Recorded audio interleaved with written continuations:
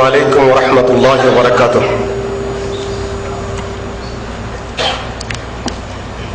الحمد لله رب العالمين،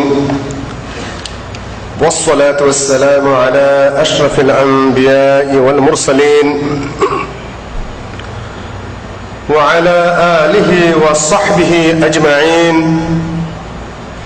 أما بعد، فأعوذ بالله من الشيطان الرجيم. بسم الله الرحمن الرحيم. وما آتاكم الرسول فخذوه وما نهاكم عنه فانتهوا.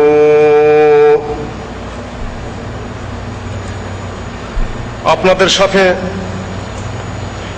আবার মিলিত হওয়ার দু কথা বলার সুযোগ পায় আল্লাহ ওয়াহদাহু লা শারীকা লাহুর কাছে কৃতজ্ঞতা জানাচ্ছি। এই দাওয়া সেন্টারের প্রতি শুকরিয়া জ্ঞাপন করছি এবং বন্ধুবর আব্দুল্লাহ আল কাফি ভাই, যিনি আপনাদের পরিচিত এবং যিনি আমাকে বিশেষভাবে এই সুযোগ সৃষ্টির ব্যাপারে পরিশ্রম করেছেন, তার প্রতি শুকরিয়া জানাচ্ছি। বিষয় একেবারে বেঁধে দেওয়া হয়েছে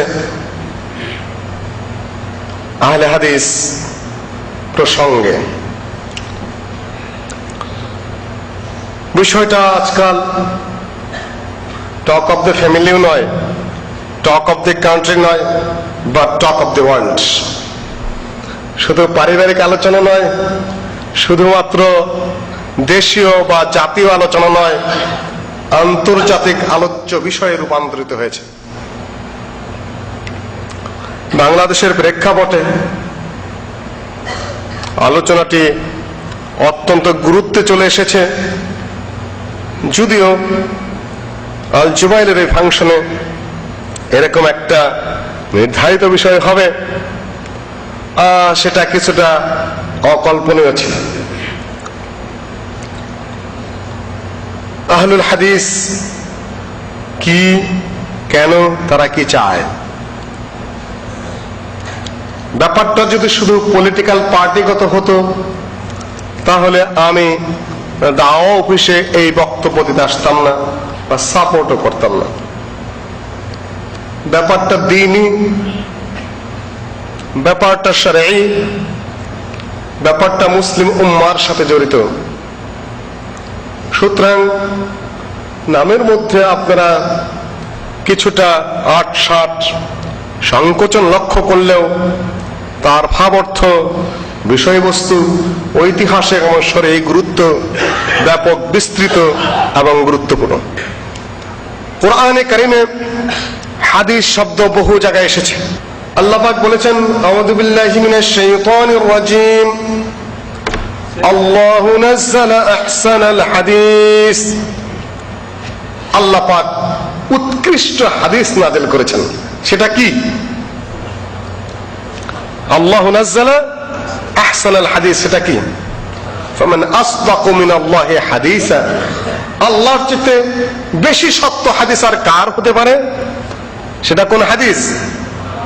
কোরআন সূরা কাহফের আয়াত, فَلَعَلَّكَ بَاخِعٌ نَفْسَكَ عَلَى آثَارِهِمْ إِن لَّمْ يُؤْمِنُوا بِهَذَا الْحَدِيثِ أَسَفًا।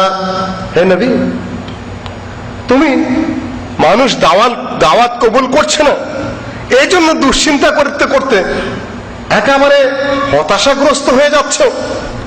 তোমার আত্মাকে যেন, তোমার নিজেকে যেন বিসর্জন দেওয়ার পথে চলেছ। কেন এত দুশ্চিন্তা কেন?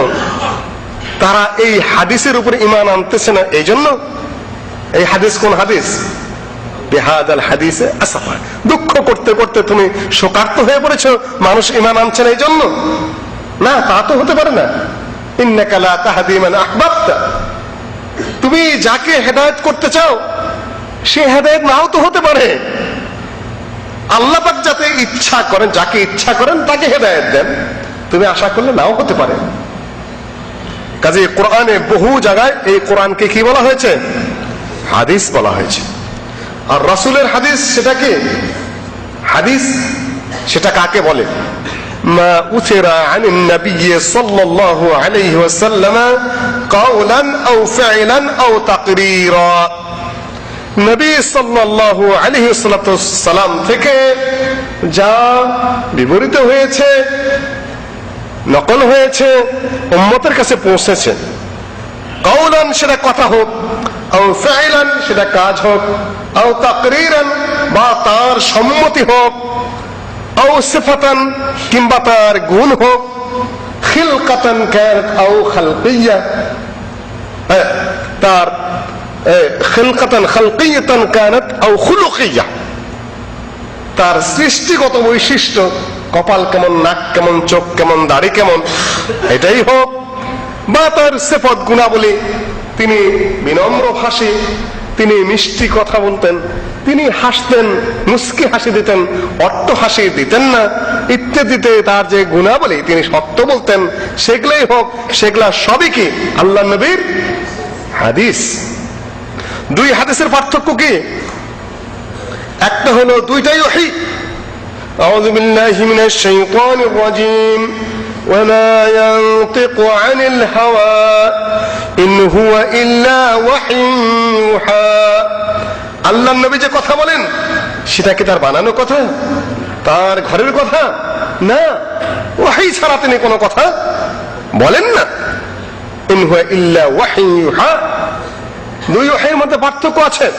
এই কোরআনের ওহী ভাব এবং ভাষা দুটোই কার? আল্লাহর। আর হাদিসও আল্লাহর ওহী, তার ভাব কার? বিষয় কার? আল্লাহর। আর ভাষাটা কার? রাসূলুল্লাহ সাল্লাল্লাহু আলাইহি ওয়াসাল্লামের। কিন্তু দুটোই কি? দুটোই ওহী, দুটোই হাদিস, দুটোই ওহী। একটা আল্লাহর হাদিস আর একটা রাসূলের হাদিস। রাসূলের হাদিসের ভাব, বিষয় এবং ভাষা দুটোই আল্লাহর নবীর। না, রাসূলের হাদিসের ভাষা আল্লাহর নবীর, বিষয় আল্লাহর পক্ষ থেকে। আর কোরআনের বিষয় এবং ভাষা দুটোই কার? আল্লাহর। আহলুল হাদিস যারা, তারা আল্লাহর হাদিসও মানেন, রাসূলের হাদিসও মানেন। অনেকে আপত্তি করে থাকেন যে আহলুল হাদিস তো শুধু হাদিস মানো, তোমরা কোরআন মানো না। যে কথাটা সর্বই মিথ্যা কথা, আক্রমণের জন্যই আক্রমণ। একজন হাদিস না মাইনা যদি কোরআন মানার চেষ্টা করে, সে পথভ্রষ্ট হয়ে যাবে। কিভাবে? এই কোরআনের মধ্যে 5 ওয়াক্ত সালাতের বিস্তারিত বিবরণ আছে। আছে? রোজার দিনে যদি ঘুমের মধ্যে স্বপ্ন দোষ হয়ে গেল, রোজা ভাঙবে কি ভাঙবে না, এই কথাই কোরআনে আছে? নাই। রোজার দিনে কেউ স্ত্রীর সাথে মিলন করে ফেললো, তার কি কি করতে হবে এখন, এই কোরআনের মধ্যে আছে। কোরআনিয়ুন একটা গ্রুপ আছে ভারতে, তারা বলে যে কোরআনই মানবো। হাদিস তো সত্যও হতে পারে, মিথ্যাও হতে পারে, কাজেই কোরআন তো অকাট্য নয়, আমরা কোরআন মানতে যাবো কেন? হাদিস এসেছে যে একদল লোক আসবে, মুত্তাকিইন আলা আরিকাতিহিম, একেবারে আরামকে দাঁড়ায় বসে বসে বলতে থাকবে যে মা নাজিদু ফি কিতাবিল্লাহ, যা কোরআনের মধ্যে পাবো তাই আমল করব, কোরআনে যা পাবো না তার উপর আমল করব না। হাদিসের তো কোনো বালাই নেই। আল্লাহ নবী বলেন, আলা ইন্নী উতীতুল কুরআন ওয়া মিসলহু মাহু, আমাকে কোরআন দেওয়া হয়েছে এবং কোরআনের সাথে তার মতো আরেকটা দেওয়া হয়েছে। সেটা কি? সেটা হাদিস। হাদিস ছাড়া যে কোরআন মানার দাবি করে, সে পথভ্রষ্ট, সে গোমরা, সে দাল্লুন মুদিল। কেন? কোরআনের মধ্যে সবকিছুর বিস্তারিত ব্যাখ্যা নাই, বিশ্লেষণ নাই। এমন 5 ওয়াক্ত সালাতের বিস্তারিত বিবরণ নাই। সব আছে কোথায়? সহিহ হাদিসে। আর কোরআনে যদি সব থাকবে, তো রাসূল আসার দরকার কি?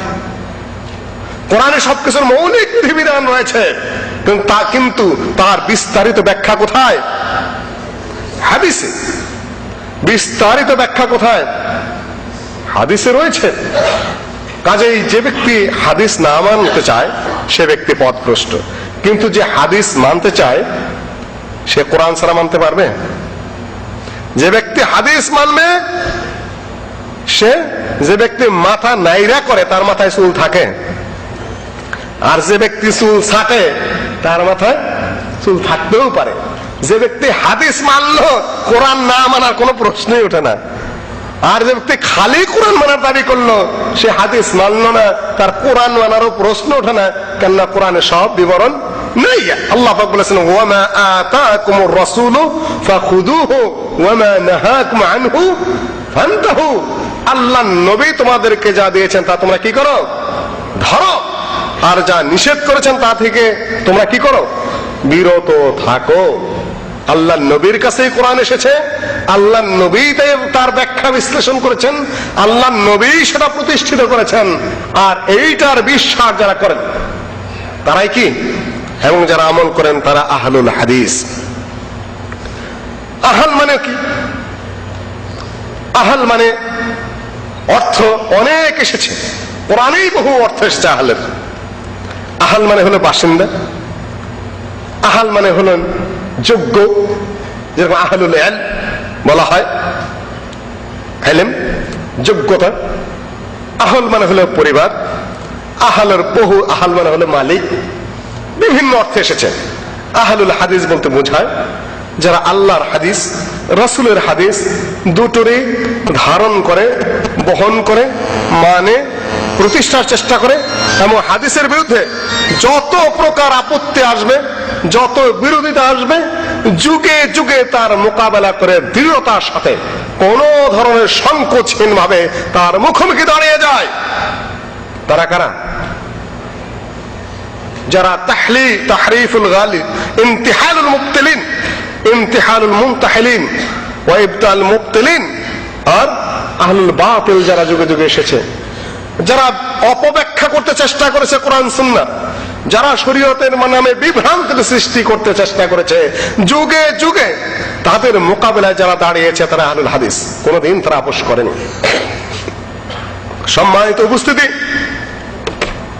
বলে আহলুল হাদিসের উৎপত্তি কোথা থেকে? আপনি যখন নিজেকে বলেন আমি হানাফি, তখন তার উৎপত্তি কোথা থেকে?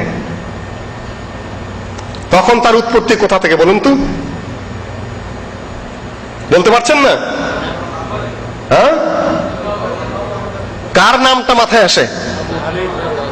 আপনি যখন নিজেকে শাফিঈ বলেন তখন কার থেকে উৎপত্তি মনে হয়? কার নামটা মাথায় আসে? যখন মালিকি বলেন তখন কার থেকে উৎপত্তি মনে হয়?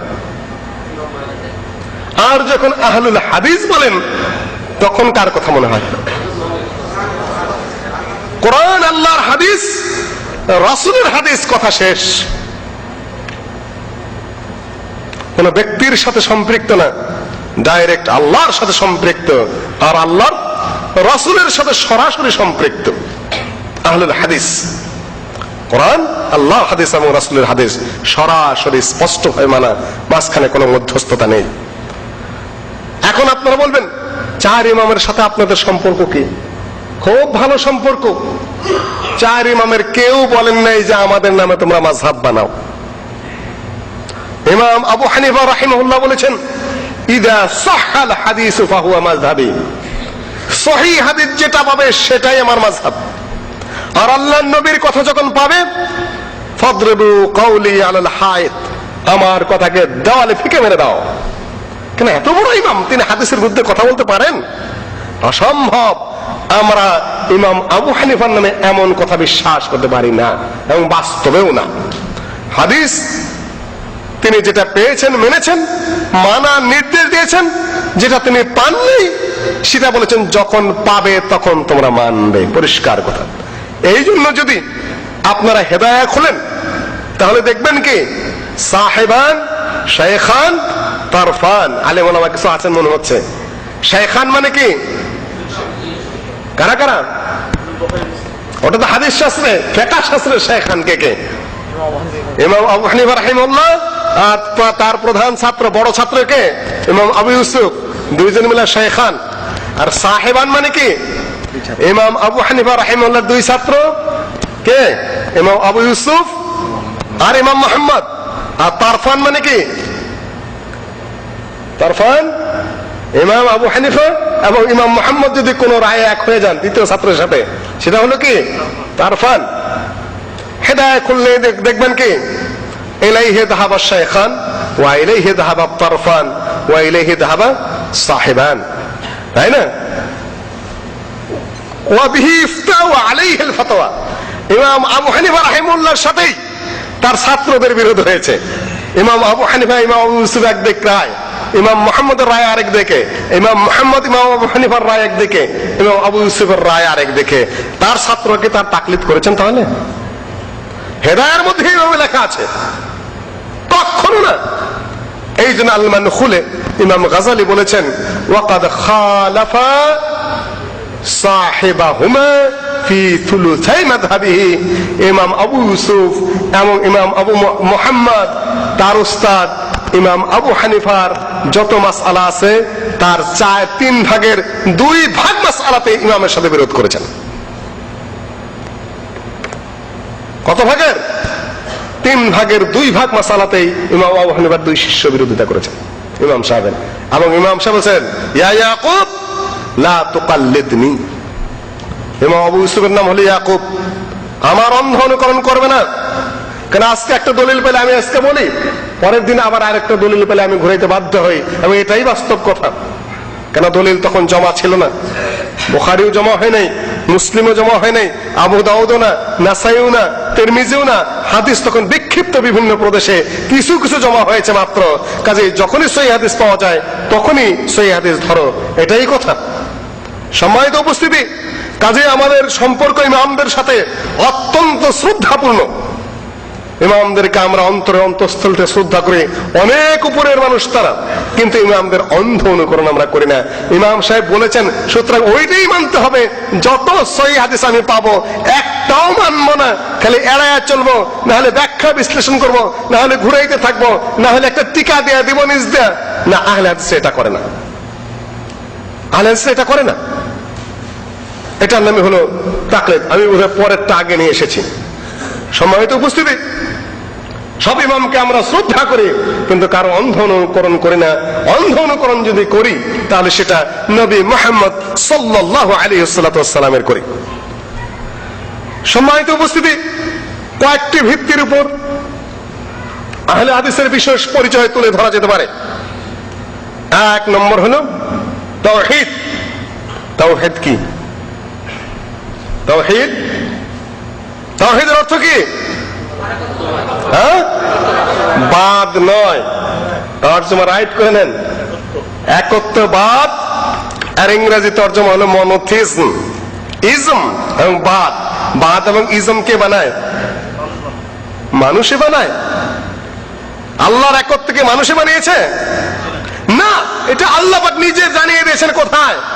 কোরআনে জানিয়ে দিয়েছেন, নবীদের মাধ্যমে তিনি জানিয়ে দিয়েছেন যে তিনি এক এবং একক। এটা মানুষ আবিষ্কার করেনি। মানুষের বিভিন্নবাদ, সমাজবাদ, পুঁজিবাদ, এইবাদ সেইবাদ, মানুষের মতবাদ, মানুষের বানানো, কিন্তু তাওহীদ মানুষের বানানো মতবাদ নয়, মানুষের গবেষণার ফল নয়। ডাইরেক্ট কোরআনে নাযিল হয়েছে, অকাট্যভাবে তার উপরে ঈমান আনতে হবে, তাহলে কোনো আলোচনা চলবে না। আলোচনা মানে কি? সমালোচনা চলবে না। আর মানুষের মতবাদ না সমালোচনা চলে। কাজে একত্ববাদ নয়, তৃতীয়বাদ, দ্বিতীয়বাদ, কিন্তু একত্ববাদ নয়। দ্বিতীয়বাদ 2 আল্লাহর মতবাদ, যেটা ইরানিরা বিশ্বাস করতো আগের যুগে। আর মুজাদ আহরে মানে একটাই ক্ষতি করে, একটাই কি করে? ভালো করে। এই ছিল তাদের পূর্ব যুগের ইরানিদের বিশ্বাস। 2 জন আছে, এটা নাম হলো দ্বিতীয়বাদ। একজন আর মুজাদ, আরেকজন নাম আহরে মানে। 2 জন যদি থাকে, ভালো মন্দের পৃথিবী চলবে। সমস্যা কি?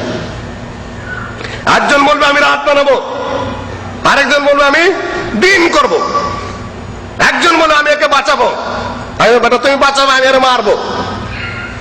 একজন বলবে যে আমি সৃষ্টি করব, আরেকজন বলবে আমি ধ্বংস করব। 2 জনের ঠেলাঠেলি লাগবে না?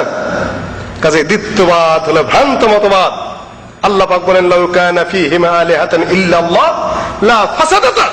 আসমান জমিনে যদি 2 জন ইলাহ থাকে, সারা পৃথিবী সাথে সাথে ধ্বংস হয়ে যাবে। 2 জনের ঠেলাঠেলি শুরু করে দেবেন। এক মসজিদে 2 ইমামে নামাজ পড়াইতে আসে, উপায় আছে? এক কলেজে 2 জন প্রিন্সিপাল থাকে, কলেজ চলবে? এক স্কুলে 2 জন মুদির থাকে, চলবে? একসাথে 2 বক্তা বক্তৃতা শুরু করে বক্তৃতা হবে? এই জন্য এক ইলাহ থাকতে হবে। 2 জন থাকলে সারা পৃথিবী ধ্বংস হয়ে যাবে। তৃত্ববাদ খ্রিস্টানদের, হোলি গড, হোলি সান আর হোলি সোল, পবিত্র আল্লাহ গড, আবার পবিত্র আত্মা, আবার পবিত্র পুত্র, তিনজন মিলে এক সত্তা, আবার তিনজন মিলাও কি তিন সত্তা। এই জটিল আলোচনা আমি যাইতে চাচ্ছি না। তিনজন মিলে যে এক সত্তা হয়, ওদের দাবি অনুযায়ী যখন ঈসা আলাইহিস সালামকে শুলে দেওয়া হয়েছে তখন তো গড শুদ্ধ মরে গেছে। আর তিনটা যদি আলাদা হয় তাহলে তিনটা এক সত্য হয় কিভাবে? এটাও এটা না, ওইটাও ওইটা না। সম্মানিত উপস্থিতি, কাজে তৃপ্ত হলো বাদ, ভ্রান্ত মতবাদ। কিন্তু একত্ব কি? বাদ নয়, এটা আল্লাহর পক্ষ থেকে ডাইরেক্ট আসা, কোন মতবাদ নয়, মানুষের বানানো নয়। এটা অকাট্য, এটা নির্ভুল। বুঝাইতে পারলাম আমি? মনে রাখার চেষ্টা করবেন। সহজ করে নিয়ে আসতেছি, ভূমিকা একটু জটিল হয়। তাওহীদ ভাইয়েরা অনেক আগে বুঝিয়েছেন, আমি আমার ভাবমতো একটু টাচ দিয়ে যাই বোঝার সুবিধার্থে। আল্লাহ কয়জন? একজন।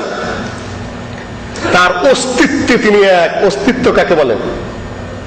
ইসবাতুল উজুদ ওয়া নাফিউল আদম। ইসবাতুল উজুদ মানে কি? আছে এটা স্বীকার করা, নাই সেটা না করা, এটার নাম কি? অস্তিত্ব। আছে এটা কি করা? স্বীকার করা। নাই এটা না করা, এটার নাম কি? অস্তিত্ব। আল্লাহ আছেন, নাই এটা ঠিক নয়, তিনি আছেন। আর তার অস্তিত্বে তিনি কয়জন? একজন, একক না, আরো কেউ আছে। আল্লাহ বলতে আমরা যাকে চিন্তা করি তিনি কয়জন? তার হাত আছে, তার পা আছে, তার চোখ আছে, তিনি দেখেন না নাই? তিনি আকার না নিরাকার? আকার আর অস্তিত্ব এক জিনিস। আকার সালাফে সালেহিন বলেন নাই, তার অস্তিত্ব আছে। আচ্ছা, এই হাত, পা, এগুলা আল্লাহর কি? এগুলা আল্লাহর কি? হ্যাঁ, আল্লাহ সব মিলে আল্লাহর অস্তিত্ব। কিন্তু হাত পা আল্লাহর কি? অংশ, অঙ্গ প্রত্যঙ্গ না, আল্লাহর গুণাবলী। আল্লাহর হাত আল্লাহর গুণ, আল্লাহর পা আল্লাহর গুণ, অঙ্গ প্রত্যঙ্গ বলা যাবে না। বুঝছেন আপনারা? শেখ বলে দিয়েছেন এগুলো আল্লাহর গুণাবলী। রাইট, আল্লাহর গুণাবলী আছে না নাই? আল্লাহর হাতকে কি তর্জমা করবেন? এ ইবলিস মা মানাআকা আন তাসজুদা লিমা খালাকতু বিয়াদাই। এ ইবলিস, যাকে আমি আমার দুই হাত দিয়ে সৃষ্টি করেছি তাকে সিজদা করতে তোকে কে নিষেধ করেছে? আল্লাহর কয় হাত? ইয়াদাইয়া, দুই হাত। বাল ইয়াদাহু মাবসুতাতান। আল্লাহর হাত কি কুদরতি হাত নাকি? হ্যাঁ, ইমাম আবু হানিফা রাহিমাহুল্লাহ তার আল ফিকহুল আকবরে বলেছেন যে তার হাতকে কুদরত এবং নিয়ামত নামে তর্জমা করলে আমরা জহমিয়া হয়ে যাব, মুতাজিলা হয়ে যাব। ইমাম আবু হানিফা আল ফিকহুল আকবর পড়ে দেখুন, ইমাম মোল্লা আলী কারি শরা সহ এই সকল বিভ্রান্তিকর আকীদা হানাফি মাযহাবে ছিল না। এতদিনের মুতাআখিরিনরা যারা আশআরীরা এবং মাতুরিদীরা এই সকল নিজের আবিষ্কার করেছে, সালাফে সালেহিনের আকীদার মধ্যে কোনো বিভ্রান্তি এবং ভেজাল ছিল না। ইমাম আবু হানিফা স্বয়ং বলেছেন আল ফিকহুল আকবরে যে হাতকে নিয়ামত এবং কুদরত হিসেবে তর্জমা করা রাইট নয়। যেটা যেভাবে আছে সেটা সেভাবেই রাখতে হবে। সেভাবেই রাখলেন তাহলে আল্লাহর হাত কার মতো? কার হাতের মতো? হ্যাঁ, হাত বলতে আমরা কি বুঝি? আল্লাহর পা কেমন? আল্লাহর জন্য যে ধরনের সমন্বয়। তবে আপনারা একটা প্রশ্ন করবেন যে যেটা বললে যা বোঝা যায় আমরা তো সেইটাই বুঝবো। আমরা পা বলতে তো মানুষের পাই বুঝি, পাঁচ আঙ্গুল আলা, তাই না? পা যখন বলছে তখন ওই রকম হওয়ার কথা নাকি? সব পা একরকম হয়? গরুর পা কেমন? ঘোড়ার পা? মানুষের পায়ে 5টা আঙ্গুল আছে, গরুর পায়ে কয়টা আঙ্গুল আছে? ঘোড়ার পায়ে, ঘোড়ার পা আর গরুর পায়ের মধ্যে পার্থক্য কি? কি পার্থক্য? গরুর পায়ের মাঝখানে ফাটা আছে, ঘোড়ার পা কি জোড়া লাগানো। তিনটাই পা একটার সাথে আরেকটা মিল নাই। এই জন্য কি প্রত্যেকটাই পা নয়? পা হতে গেলে সব একরকম হতে হবে? কোন ফরজ জরুরি না। যে জীব যেরকম তার পা তার মতো। আল্লাহ যেমন মহায় মহিয়ান গরিয়ান, আল্লাহ যেমন মহাশক্তির হর, তাকে আমরা দেখি নাই, তার জন্য যে ধরনের পা শোভনীয় তার পা সেরকমই। একরকম হওয়া কি না জরুরি না। গরুর সিংহা আর হরিণের সিংহা একরকম? গরুর সিংহা যে দেখছে হরিণের সিংহা দেখে নাই, যে সিং দেখে নাই, তাকে জিজ্ঞাসা করলে হরিণের সিং কেমন, কি বলবে? ওই দুইটা উপরে বাঘ ধরে রয়েছে এরকম বলবে, তাই না? আসলে কি একরকম? হরিণের সিংহা হলো ডালের মতো ঝুপড়িওয়ালা, যে একজন হরিণের সিংহা সামনে এনে দিলে এটা একটা গাছের ডাল বলবে, তাই না? কিন্তু যেহেতু মাথার উপরে আছে ওটা সিং, তিনটা একই জিনিস। গরুর সিং কি? গরুর সিং কি সিং কি দেয়া বানানো? চামড়া। গন্ডারের সিং কি দেয়া? চুল। আর হরিণের সিং কি? হাড্ডি। তিনটা এক পদার্থ না। তাহলে আল্লাহর কেমন হাত পা আপনি তুলনা করেন কেন? সৃষ্টির জীবের তো একটা একটা সাথে মিল নাই। মুখ থাকলে পায়খানা রাস্তা থাকতে হবে, এটাকে জরুরি? জরুরি? কোন জীবের পায়খানা রাস্তা নাই? আপনি তুলনা করতে যান কেন? মুখ আছে, খায়, পায়খানা রাস্তা নাই। একটা হইলে একটা তুলনা করতে হবে। লাইসা কামিসলিহি শাই ওয়া হুয়াস সামিউল বাসীর। পৃথিবীর সৃষ্টি জীবের মধ্যে একটা একটার সাথে কোনো মিল নেই। একটা হাতের সাথে মিল নেই, একটা পায়ের সাথে মিল নেই, একটা জীবন ধারণের সাথে মিল নেই, একটা একটার সাথে কাজেরও মিল নেই। তাহলে আল্লাহর সাথে কিভাবে তুলনা করতে যান আপনি? আহলে হাদিসরা যেভাবে আসে, ইসবাতু মা আসবাতাহুল্লাহু ওয়া রাসূলুহু, আল্লাহর জন্য আল্লাহ পাক যে ধরনের গুণাবলী নির্ধারণ করেছেন, অপব্যাখ্যা ছাড়া, বিকৃতি ছাড়া, আমি জানি না এটাও বলা যাবে না, আল্লাহই জানেন এই কথা বলে ছাইরাও দেওয়া যাবে না। আল্লাহই জানেন তাহলে আল্লাহ পাক কোরআন নাযিল করলেন কি করতে। আমিও জানি, কিন্তু কেমন তা জানি না। কেমনত্ব ছাড়া এবং উদাহরণ ছাড়া স্পষ্ট হয়ে বিশ্বাস করে আহলুল হাদিসরা, এবং এটাই ইমাম আবু হানিফা রাহিমাহুল্লাহর আকীদা, সালাফে সালেহিনের আকীদা। সম্মানিত উপস্থিতি, এই হলো আল্লাহর অস্তিত্বের ব্যাপার। সেখানে কোন শরীক আছে? তার কোন শরীক নাই। অপব্যাখ্যা করা যাবে না, বিবরণ দেওয়া যাবে না, উদাহরণ দেওয়া যাবে না, কিন্তু আছে সেটা কি করতে হবে? বিশ্বাস করতে হবে। আসুন, আদমের সুরত মাঝে তুমি আছো তোমার সাজে, কি সুরত মানলে খোদা কাণ্ড বোঝা হলো ভার। আদমের সুরতের মাঝে কে লুকায় আছে? স্বয়ং আল্লাহ লুকায় আছে, তাই না? আত্মরূপে করছে ধারণ, কে জানে তার লীলা কারণ। লালন কয়, আমিও কই না, ওই আদি কোরআনে তাই কয়, কে যাবি নবীর নৌকায় আয়, তাই না? আদমের মধ্যে মানুষ লুকায় আছে, আর মানুষের মধ্যে আদম। আর মিলাদের যখন টান দেয়, ওহি জো মুস্তাবি আরশ থা খুদা হোকর উতর পড়া মদিনা মে মুস্তফা হোকর আল্লাহুম্মা, শুরু হয়ে গেল। যিনি আরশের উপরে, ওহি মুস্তাবি আরশ থা খুদা হোকর। খোদা কিন্তু আসলে নাই, খোদা বলতে কিচ্ছু নাই, আল্লাহর নামও না, গুণও না, এটা আমরা বানাই দিছি। খোদা বলবেন না কোনদিন। কবি বলেন আগের ধারণায় যে খোদা হয়ে আরশের উপর ছিল, মদিনায় মুস্তফা উনিই নেমে আসছে। যিনি আল্লাহ তিনিই রাসূল, যিনি রাসূল তিনিই আল্লাহ। আল্লাহুম্মা সাল্লি আলা। উর্দুতে কি কইতেছে আপনি তো আর জানেন না, একেবারে ডাইরেক্ট শিরকি কথাবার্তা, ডাইরেক্ট শিরকি কথাবার্তা। মুহাম্মদ রাসূল বন্দী, প্রভুনির সখা, হিন্দু কুলে অবতারী, কৃষ্ণ রূপে দেখা, যিনি আল্লাহ তিনি রাসূল। সুফিবাদের একদল বলে থাকেন যে আনাল হক, তিনি আল্লাহ, আমি হক, তার আমি আল্লাহ, আল্লাহ আমি। আনাল হক মানতু সুদাম তুমান সুদি।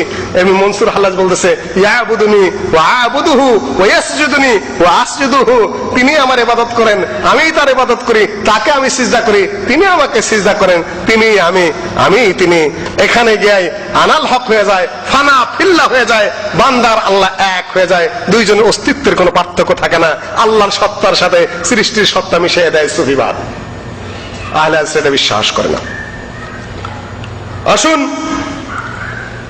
কোরআন এবং হাদিসের সার্বভৌমত্ব, আল্লাহ এক, রুবুবিয়্যাত, রব কে দেয়, খাদ্য কে দেয়, সৃষ্টি কে করেন? আলহামদুলিল্লাহ রাব্বিল আলামিন। রব মানে কি? এর আগের বক্তব্য বলেছিলাম, রব অর্থ কি? হ্যাঁ, প্রতিপালক। আর কি হয় না? রবের এক কথায় তর্জমা নাই। রব হলেন যিনি খালেক, সৃষ্টি করেন। রব হলেন যিনি মালিক, যিনি সবকিছুর মালিক। রব হলেন যিনি রাজেক, যিনি রিজেক দেন। রব হলেন যিনি মুদাব্বির, চন্দ্র, সূর্য, গ্রহ, নক্ষত্র, তারপরে এই আলো, আপনি, মানুষ, সাগর, গ্রহণ ইত্যাদি সবকিছু, এই অক্সিজেন, নাইট্রোজেন, যত কিছু, সবকিছুকে যিনি সুচারুভাবে পরিচালনা করেন, তিনি কে?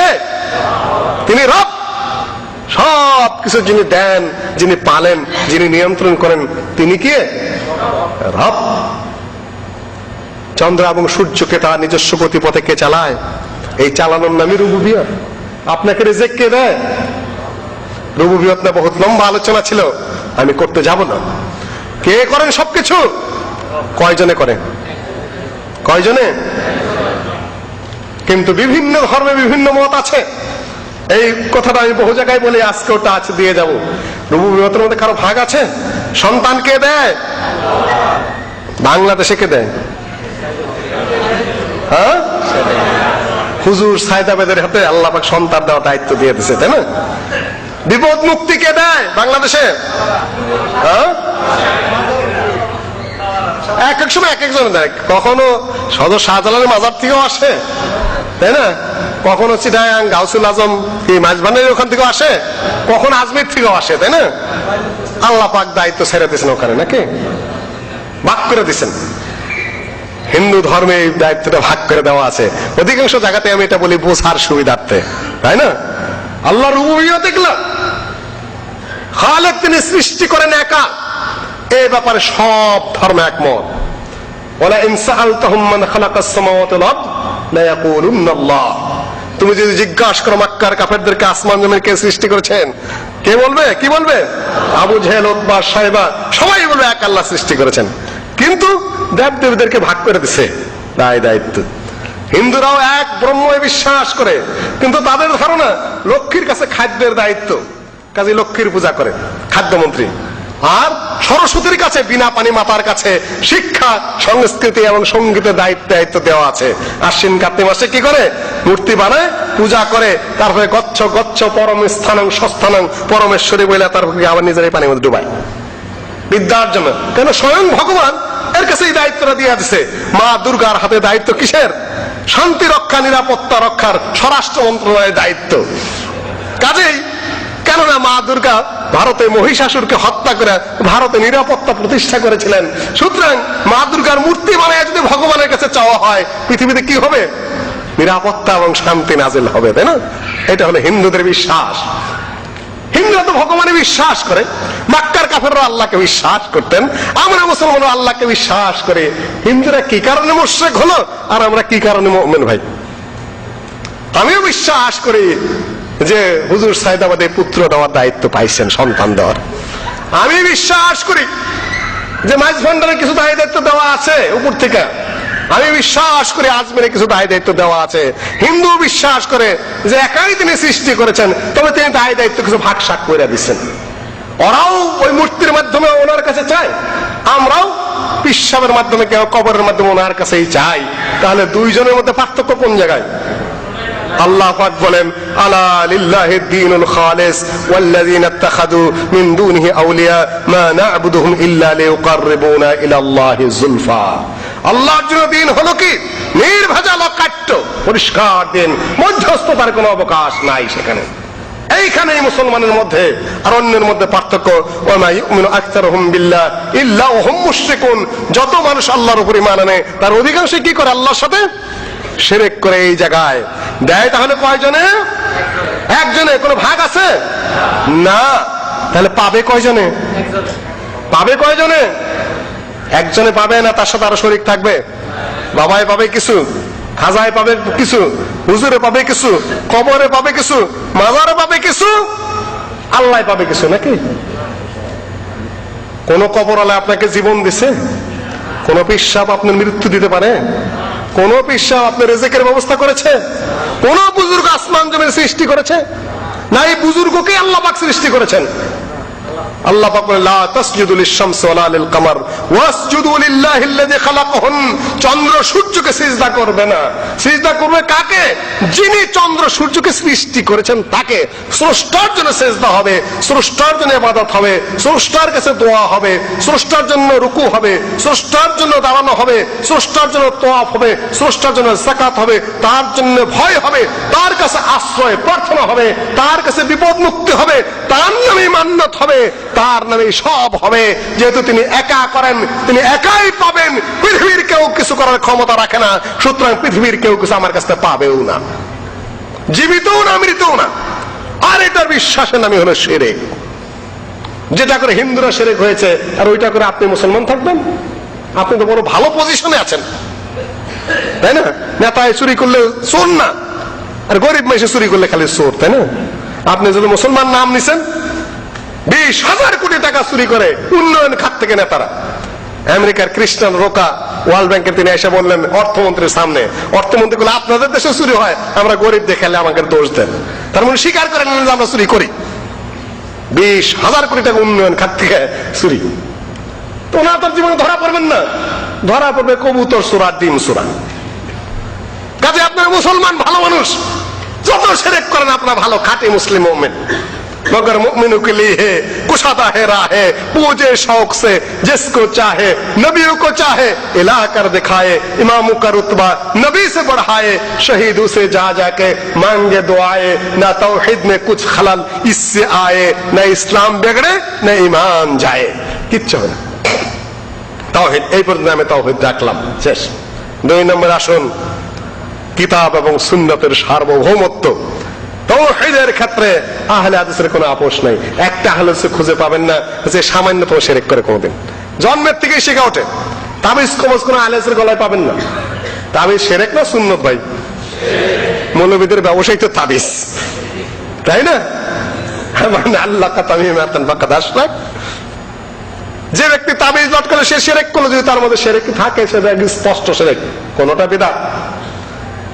তারপরে কোরআন শরীফ খুললে শেষে কি দেখবেন, তাই না?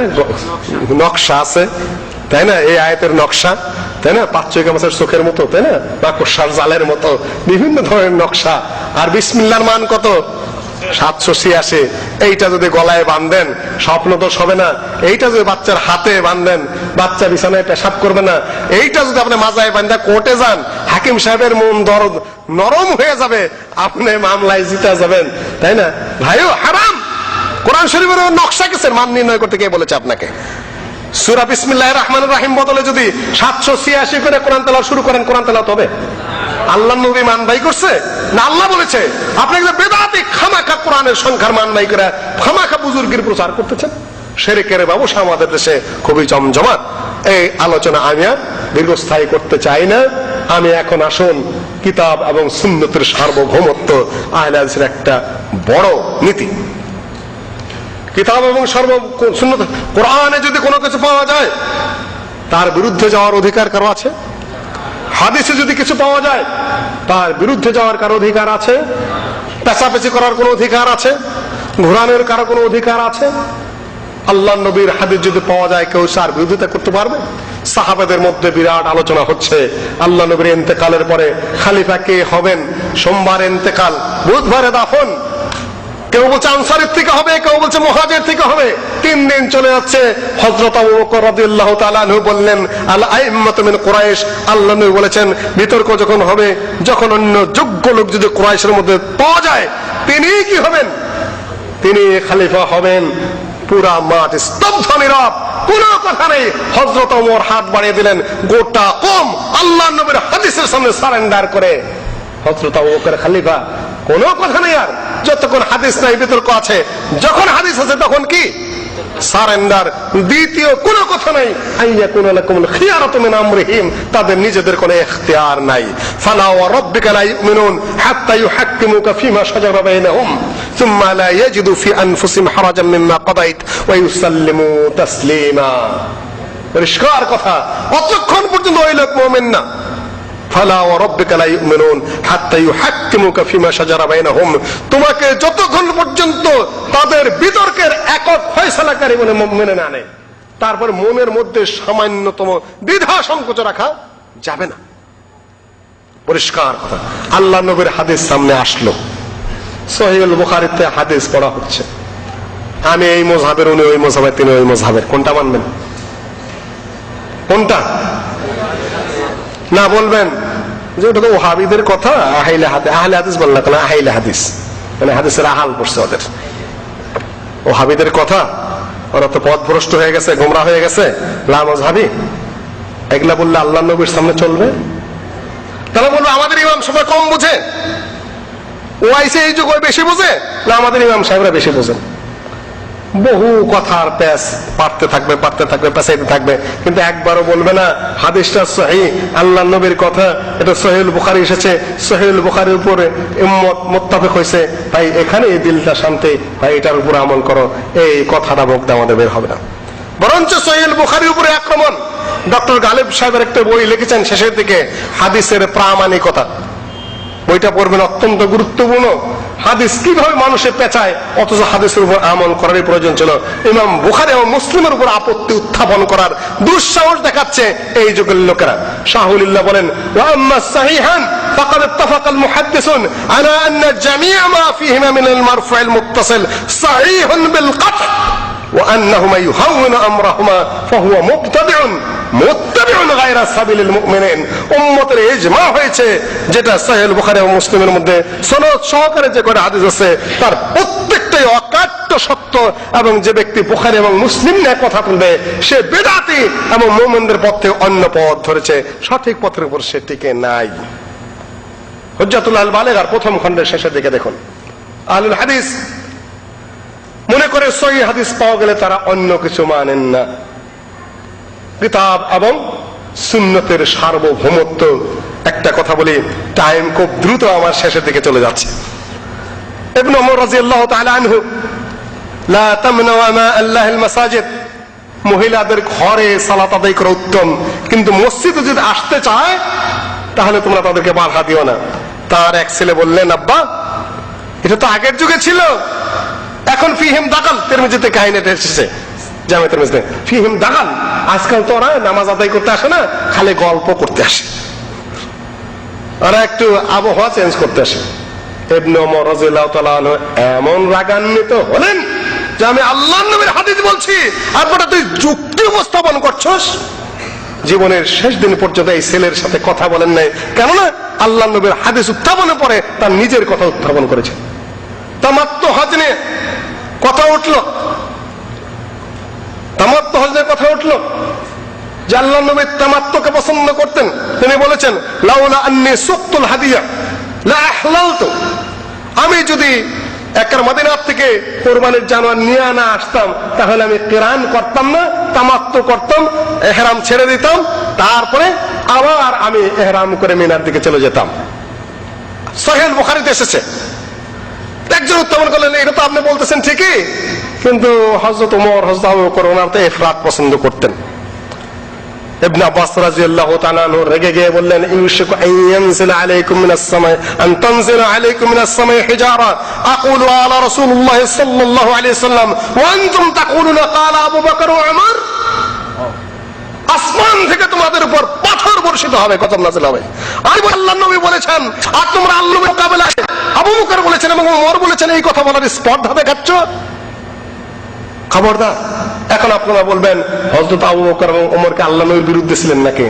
কখনো নয়, ওনাদের ওই পর্যন্ত জানা ছিল, তারা ইখতিয়ার করেছেন, তাদের ইখতিয়ার, কিন্তু আল্লাহর নবীর মোকাবেলায় কাউকে উপস্থাপন করা যাবে না। যখন হাদিস এসে গেল কাউকে সামনে দাঁড় করাবেন না। এই জন্য বিখ্যাত তাবেঈ আইয়ুব আস-সাখতিয়ানি তিনি বলেছেন, হাদিসের দলিল দেওয়ার পরে কেউ যদি বলে আপনি হাদিসের দলিল তো ঠিকই দিচ্ছেন, কোরআনের দলিল আছে, সঙ্গে সঙ্গে ধরে নেবে এই লোকটা বেদাতি। হাদিস মানতে চাচ্ছে না এটা সে বলে না, সে কোরআনের দলিল চাচ্ছে, মানেই হলো কি হাদিস এড়াতে চাচ্ছে। যদি বলে হ্যাঁ কোরআন হাদিস উভয়টার দলিল, ভালো কথা, কোরআনের দলিল ভালো কথা, কিন্তু হাদিস না মানার জন্য টেকনিক করে কেউ যদি বলে যে কোরআনে আছে নাকি, তাহলে ধরে নিতে হবে সে লোকটা বেদাতি। কথার অবস্থান আছে, স্থান আছে। এখানে হলো আল্লাহর কিতাবের সার্বভৌমত্ব, রাসূলের হাদিসের সার্বভৌমত্ব, সেখানে আর কারো কোনো কথা চলবে না। স্পষ্ট, এটা আহলে হাদিসের স্পষ্ট নীতি। ওয়া কানা الناسু ক্বাবলা আল-মিআত আর-রাবিআ গায়রা মুজমিঈনা আলা মাযহাবিন বিআইনিহি ওয়া কানাত ইযা ওয়াকাআত লামওয়াকিআ ইস্তাফতু আইয়া মুফতিন ওয়াজাদু। হুজ্জাতুল বালিগা দেখুন, 400 হিজরির আগ পর্যন্ত মানুষগুলা কোন এক মাযহাবের অনুসারী ছিলেন না। তারা যেখানে যে বড় আলেম পাইতেন তারই কাছেই ফতোয়া জিজ্ঞাসা করতেন। আমি হানাফি মাযহাবের আলেম ছাড়া ফতোয়া নেব না, আমি শাফি মাযহাবের আলেম ছাড়া নেব না, আমি মালিকি, আরে হানাফিরা কোন আলেম নাকি, ওদের কাছে মাসালা নিয়ে যাবো কেন? এই যে মুসলিম জাতিকে সংকীর্ণ করে 4 ভাগে ভাগ করে দেওয়া, একজন একজনের ঘৃণা করা, আমরা এই 4 ভাগে সংকীর্ণ ভাগ করে দেওয়ার এই যে চিন্তাধারা, এটাকে আহলে হাদিসরা বিশ্বাস করে না। আমরা চাই কোরআন এবং হাদিসের মোকাবেলায় সব মাযহাব সামনে এক হয়ে যাবে, এবং তাহলে মুসলিম বিশ্বের যে 4 ভাগ সেটা বন্ধ হবে, 1 ভাগে চলে আসবে। অনেকেই বলেন তাহলে তো 5ম মাযহাব হয়ে গেল। আমরা তো মাযহাবের কথা কোনোদিন বলি না। আমাদের তো কোনো ইমামই নেই নির্দিষ্ট, আল্লাহর নবী ছাড়া নির্দিষ্ট কোনো ব্যক্তি নাই। যেটা সহিহ হাদিস সেটাই আমল, কোন মাযহাব নয়। 4 মাযহাবকে একত্রিত করার একটা প্ল্যাটফর্ম মাত্র। সম্মানিত উপস্থিতি, ফরজ ইবনে বারকুকের যুগে, জাহের বাইবার্সের যুগে 4 জন জাস্টিস নিয়োগ করা হলো মিশরে। হানাফি, শাফি, মালিকি, হাম্বলি, 4 মাযহাবের 4 জাস্টিস। 4 মাযহাব অনুযায়ী ফতোয়া হবে। কাবার ঘরে কয় মুসাল্লা ছিল? 4 ইমামের 4 মুসাল্লা। বাদশাহ আব্দুল আজিজ, আল্লাহ তাকে রহম করুন, 1 মুসাল্লার উপরে কাবার ঘর, যেখানে মুসলিম মিশরের জায়গা, মাযহাবের কারণে, সংকীর্ণ হিংসা বিদ্বেষের কারণে সেখানে 4 ইমাম 4 বার নামাজ পড়তেন। তাহলে মানুষ কি করবে? এখনো যদি বলেন যে এটাই আমাদের মানতে হবে, উম্মতকে যত পারেন বিভক্ত করুন, আমাদের তো করার কিছু নাই। আমরা শুধু আহলে হাদিসের পক্ষ থেকে এটাই বলতে পারি, যেটা সহিহ হাদিস আপনিও মানুন আমিও মানি, আসুন পরস্পর ভাই ভাই হয়ে যাই। আসুন, এই পর্যন্ত এই মাযহাব নিয়ে কথা বলতে চাই, আর বেশি আগানোর সুযোগ আমার হাতে আর নাই। সুন্নত এবং বেদাত, আহলে হাদিসগণ সুন্নতের উপর কায়েম থাকতে চেষ্টা করেন। বেদাতের তারা বিরোধী, ঘোর বিরোধী। সুন্নত হলো আল্লাহর নবী যা করেছেন, সাহাবীগণ আল্লাহর নবীর নীতি এবং আদর্শের উপর যার উপর টিকেছিলেন, সেটার নাম কি? সুন্নত। আর আপনি যেটা বানাবেন সেটা কি? সেটা হলো কি? বেদাত। আলা গায়রি মিসালিন সাবিক। আর আগের যুগের কোন ব্যাখ্যা বিশ্লেষণ ছাড়া, আগের যুগের কোন ছাড়া যেটা আপনি করবেন সেটা কি? সেটা বেদাত। এখন বলবে যে এই মাইকে কথা বলতেছেন বেদাত, ওই লাইট জ্বলছে বেদাত, তাই না? তারপরে মোবাইল দেখলাম হাতে বেদাত। এগুলা করেন কেন হুজুর? বেদাত কোথায় হয়? বেদাত কোন জায়গায় হয়? বেদাত হয় ইবাদতের মধ্যে। কোনটায় কোনটা নিয়ে এসেছেন ভাই? এটা ইবাদত, মাইক ইবাদত নাকি? এই মাইকের মধ্যে কি পরিমাণ সওয়াব আছে? লাইট ইবাদত নাকি? মোবাইল ইবাদত নাকি? আল্লাহ নবী বলেছেন মান আহদাসা ফি আমরিনা হাদা মা লাইসা মিনহু ফাহুয়া বিদআত। আমার এই কাজ, আল্লাহ নবীর কাজ কি? দ্বীন এবং শরিয়ত। তার মধ্যে যে নতুন সৃষ্টি করবে ফাহুয়া রাদ্দুন, সেটা হলো বিদআত। আপনি কি আবিষ্কার করলেন না করলেন, গাড়ি না জাহাজ, ওটা কি ইবাদত নাকি? ওগুলো শরীয়ত নাকি? ওগুলো দ্বীন নাকি? আপনার পৃথিবীর প্রয়োজনে আপনি যা খুশি তা করতে পারেন, আবিষ্কার করতে পারেন, ওগুলো তো ইবাদত নয়, ওগুলো শরীয়ত নয়। কিন্তু শরীয়তের নামে আপনি যেটা নতুন করবেন সেটা কি? সেটা বেদাত। যেমন মিলাদ সোয়ার জন্য করতেছেন, তাই না? পেট ব্যথা ভালো হলো মিলাদ, ছেলে ভালো পাশ করলো মিলাদ, নতুন ঘর বানাইলেন মিলাদ, মিলাদের পরে মিলাদ দিতেছেন। এত বড় সোয়াবের কাম আল্লাহ নবী করেছেন, সাহাবীরা করেছেন, 4 ইমাম করেছেন। শুরু করেছে কে? আল্লাহ নবীর ইন্তেকালের 600 বছর পরে ওরবলের শাসনকর্তা আবুল মুজাফফর। এই শিয়া লোকটায় খ্রিস্টানরা ক্রিসমাস ডে পালন করে, তার দেখা দেখি মিলাদের জন্ম দিল। আর শিয়াদের সেই যে দাবটা আমাদের আহলুস সুন্নাত ওয়াল জামাতের পরম করণীয় হয়ে পড়েছে, গোটা বাংলাদেশে বন্ধ দেওয়া শুরু হয়ে গেছে। দাওবন্দি আলেমরা মিলাদ করেন না? রশিদ আহমদ গাঙ্গুহি তার ফতোয়া রাশিদায় এই বেদাতের আবিষ্কারে বিস্তারিত বিবরণ দিয়েছেন। দেওবন্দে আমি কোনো খবর দেখি নাই, আমি বেরিয়ে এসেছি। অনেকে হানাফিয়তের নাম নিয়ে বেদাত করেন, কিন্তু হানাফি কোন মুতাকাদ্দিমিন উলামা কোনদিন এই সকল বেদাত করেন নাই, আমার জানা নাই, তাদের কিতাবেও নাই এগুলা। এগুলা সব নতুন আবিষ্কার বর্তমান যুগের। এখন বলবেন আপনারা যে খারাপ কি আল্লাহর নাম নেওয়া হয়, আল্লাহ রসুলের নাম নেওয়া হয়, এটা খারাপ কি ভাই? ভালো কাজই তো করা হয়। সবে বরাত সারা রাত জায়গা জায়গায় ইবাদত করে, গোসল করে, তাই না? ইবাদত করে, ইবাদত খারাপ নাকি মিয়া? ইবাদত তো খারাপ না, ঠিকই তো আছে। জোহরের নামাজ কয় রাকাত পড়েন? 5 রাকাত পড়লে সমস্যা কি? কখন পড়েন? 10টার সময় বলে সমস্যা কি? ইবাদতই তো করলেন। 4 রাকাত 6 রাকাত পড়েন না কেন? ইবাদত করেন। বলবে সুন্দর ভাবে যে সুন্দর করা হয় সেটা ভালো কথা। ভাই এই যে টাকাটা আছে না, বহু জায়গায় আমি উদাহরণ দেই, মাঝখানে ছিঁড়া আছে, তাই না? কি দিছে? একটা ট্যাপ দিয়ে আটকায় দিছে, তাই না? ময়লা পুরান কুস্কি ধরা, তাই না? এইটা যদি দোকানে দেন, নেবে? নেবে না? পেপসি কিনতে ছেলে দিবে না? দিবে। ছিঁড়া, ময়লা, কুস্কানো, ট্যাপ লাগানো, তারপরেও নিবে। কেন নিবে? কেন নিবে? এটা অরিজিনাল টাকা, এটা খাঁটি, মনিটারি ফান্ডের রেকর্ড আছে, এর নাম্বার আছে, সরকারের টাকা এটা। আর আপনি যদি নিজের থেকে একটা টাকা বানান, আমেরিকাতে কাগজ নিয়ে এলেন, তাই না? $50 দেয়া। আর্টিস্ট একটা আনলেন $100 দেয়া। রং টং, গোলাপি রং, নীল রং, বিভিন্ন ধরনের রং কিনলেন আরো $100। $250 খরচা করে বড় করে একটা টাকা বানাইলেন, তাই না? 1 কিলোর টাকা বানাইতে যায় কত খরচা করলেন? $250। দেখতে এত সুন্দর চকচকা, দোকানে যাইয়া একটা বিড়ি চাইলেন, দেবে আপনাকে? কি করবে? ওইখানে পিটাবে, পুলিশ দেখে কোথায় ঢুকাবে? খোয়ারে ঢুকাবে, তাই না? এইটাই হলো বেদাতের উদাহরণ। যেটা হাদিসে নাই, যেটা কোরআনে নাই, যেটা সাহাবারা করেন নাই, সেই ইবাদত আপনাকে জাল করার অধিকার কে দিয়েছে? এত ভালো করে সুর দিতে আপনাকে কে বলেছে? আপনি এত ঢং মানাতে কে বলেছে? ওটা তো আপনার দায়িত্ব না, ওটা আল্লাহর দায়িত্বটা, রাসূলের দায়িত্ব। এত রিসপেক্ট আপনি কোথায় পেলেন? আপনি আল্লাহ না আল্লাহ রাসূল? কে বলেছে আপনাকে আবিষ্কার করার জন্য? আপনি নবী না আপনি আল্লাহ? আপনি ইবাদত কম করেন, আল্লাহ মাফ করবে। নামাজে দেরিতে আসেন, তাও মাফ করবে। ছিঁড়া টাকাও চলে যাবে। কিন্তু আল্লাহর মধ্যে তো আপনি হস্তক্ষেপ করতে পারেন না। ইমাম সাহেব, যিনি ইমাম আছেন, সানবী পাস, PhD ডিগ্রি নিয়ে আইসা, ওনার অনুমতি ছাড়া কেউ অনুমতি করতে পারবে? গলা যত সুন্দরী হোক, আপনি যতই বোঝেন না কেন, আল্লাহর এবং রসুল যেটা করেন নাই শরীয়ত বানানে, সেখানে আপনি ঢুকতে পারবেন? অসম্ভব। বোঝার চেষ্টা করুন। এই জন্য বেদাতের শাস্তি হলো সবচেয়ে বেশি। বেদাতের ইবাদত কবুল হয় না।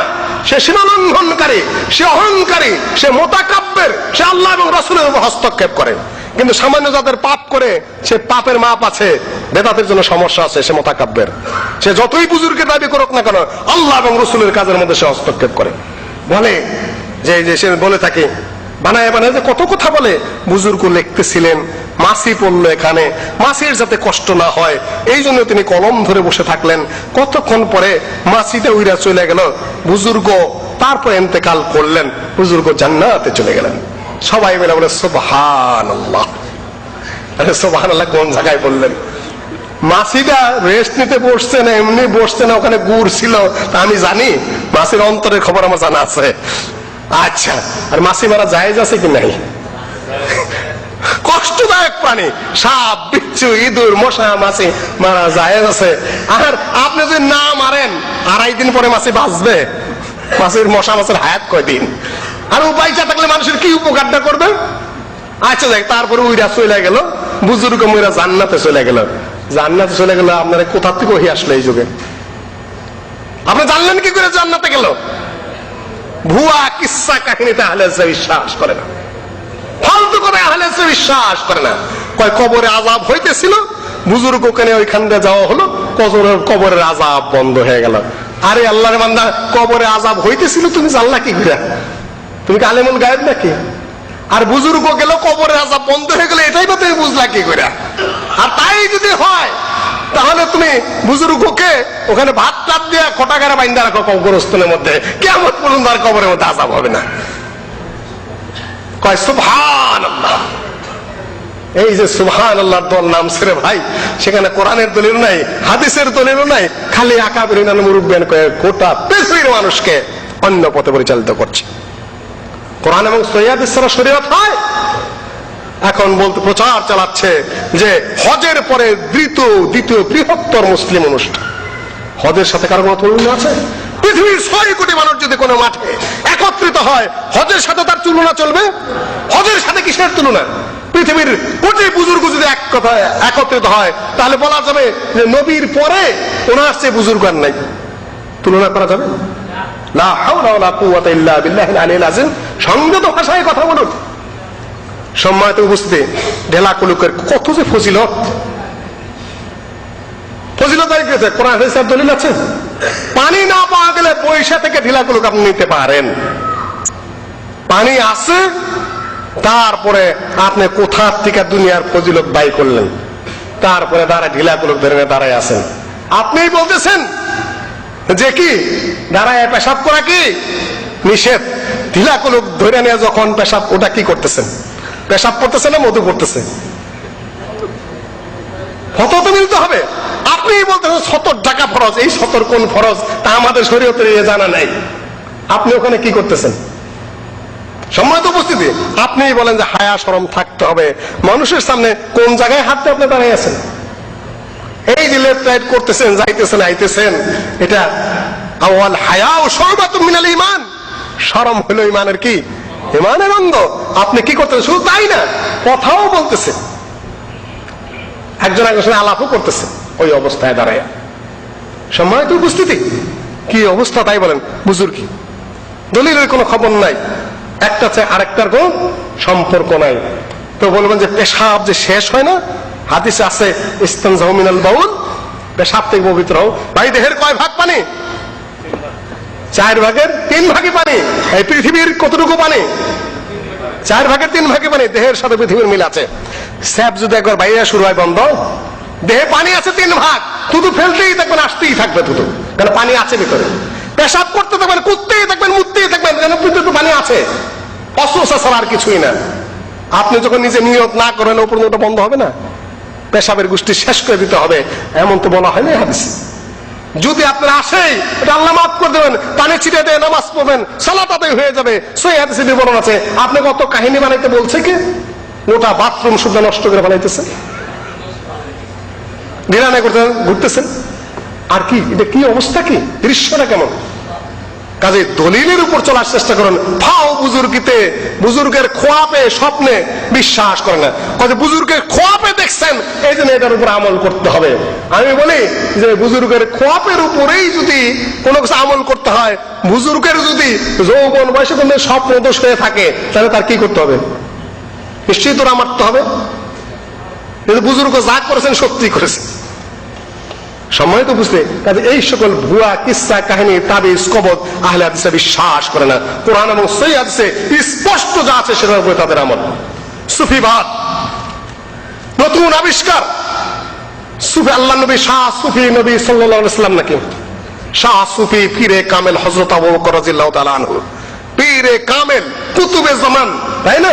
তারপরে আব্দাল ইমাম আবু হানিফা রাহিমাহুল্লাহ নাকি? শুনছেন এই সকল নাম আগে কোনদিন? কোন ইমামের নামে আছে? সাহাবী তাবেঈদের নামে আছে নাকি? এগুলা সব পরবর্তী যুগের আবিষ্কার। এগুলা অদৃশ্য জগতের কথা নিয়ে নিজেরা ওলি হয়ে গেছেন। ওলি দেখা যায়? আল্লাহর কাছে কে ওলি আর কে শয়তান আমি জানি?